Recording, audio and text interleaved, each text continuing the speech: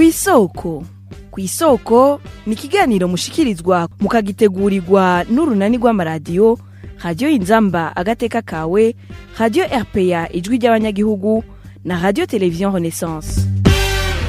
Leta y'u Burundi iridogera abasanzwe bayifasha ko badashigikira imigambi ya leta yo guteza imbere igihugu nk'uko ibishaka. Ivyo ngo bikagaragarira mu kuntu ibihugu n'amashirahamwe bishima kudaha imfashanyo yavyo leta, ahubwo bikayiha amashirahamwe akorana n'abanyagihugu. Mbe none imfashanyo zidaciye kuri leta ntizishobora gufasha mu iterambere? Leta kugira ntibe icizegwa n'abasanzwe bayifasha biva kuki? Mu kurondera umuco kuri ivyo bibazo twegereye umuhinga mu vy'ubutunzi. Kw'isoko mugishikirizwa na jewe Zawadi Grace, ndabahaye ikaze. Imfashanyo zica ku yandi mashirahamwe atari leta mu Burundi ntaco zifasha mu iterambere.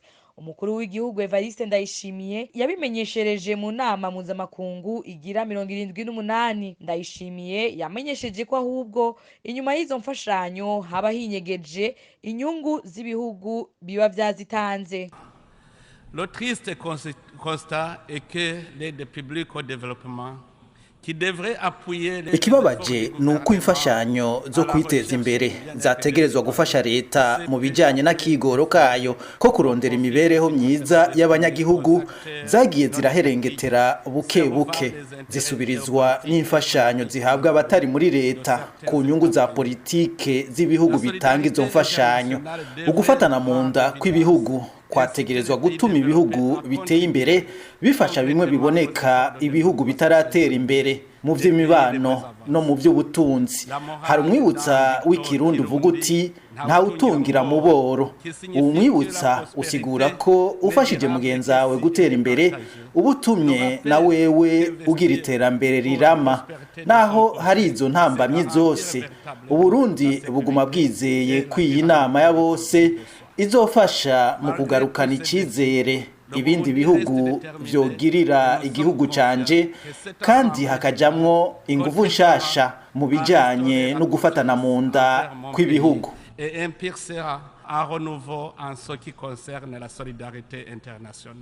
Leta ikwiye kwikubita agashi ahubwo mu gukoresha neza imfashanyo iba yaronse, kuko kugira abasanzwe bafasha Uburundi bayizere itegerezwa kwerekana ko hari intwaro ibereye. Bivugwa n'umuhinga mu vy'ubutunzi André Nikwigize. Icambere nuko iterambere rya Afrika ntirizozanwa n'imfashanyo uko yongana kose. Imfashanyo zo hanze zifasha ibikorwa igihugu kiriko kirarangura gikoresheje uburyo gifise. Nkuko mu Kirundi bavuga ngo amazi masabano ntamara imvyiro, canke kwa kimuhana kazi imvura ihise, nta gihugu co kwibaza ko kizotera imbere gikoresheje imfashanyo. Ahandi yaba imfashanyo yateza imbere ibihugu, Uburundi babuteye imbere cane, kuko Uburundi nibwo kwidoga ko bitaronse imfashanyo.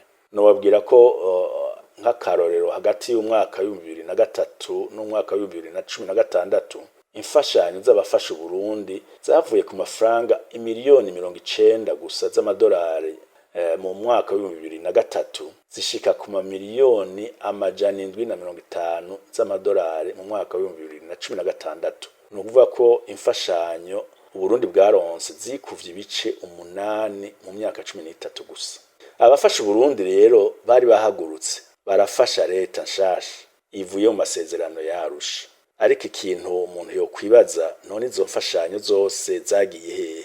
Zarafashije iterambere ry'igihugu? Zarafashije ko igihugu cimbura vyinshi kugira ntigisubire kuzera inze? Ivyo ni ibibazo umuntu yibaza. Ica kabiri, ibihugu bironka izo mfashanyo bitegerezwa kuzikoresha neza. Nta mfashanyo zihabwa igihugu kitubahiriza agateka kazi na muntu. Nta mfashanyo zihabwa igihugu cica, gitoteza, gifunga, cangaza abanyapolitike, abadaharanira ivyicaro vya politike, abanyamakuru. Nta mfashanyo zihabwa igihugu aho abayobozi basahura bagasesagura izo mfashanyo, ntizije mu iterambere ry'igihugu. Eka nta mfashanyo zihabwa igihugu ubutungane budakora neza. Ivyo rero nivyo vyabaye ku Burundi. Kuvaho mu mwaka wa 2015 abarundi biyamirije isamburwa ry'amasezerano yarusha. Abahora bafasha Uburundi bamwe barahagarika imfashanyo, abandi barazigabanya bigaragara. Ica gatatu ntawuvuga ko imfashanyo zahora zifasha Uburundi zoba zagiye gufasha amashirahamwe adaharanira ivyicaro vya politike canke imigambwe igwanya leta ngo kugira ayo mashirahamwe arangura inyungu zabafasha. Sivyo namba. Izo mfashanyo zagiye gufasha ibindi bihugu vyubahiriza ibisabwa n'intwaro vy'intwaro ibereye.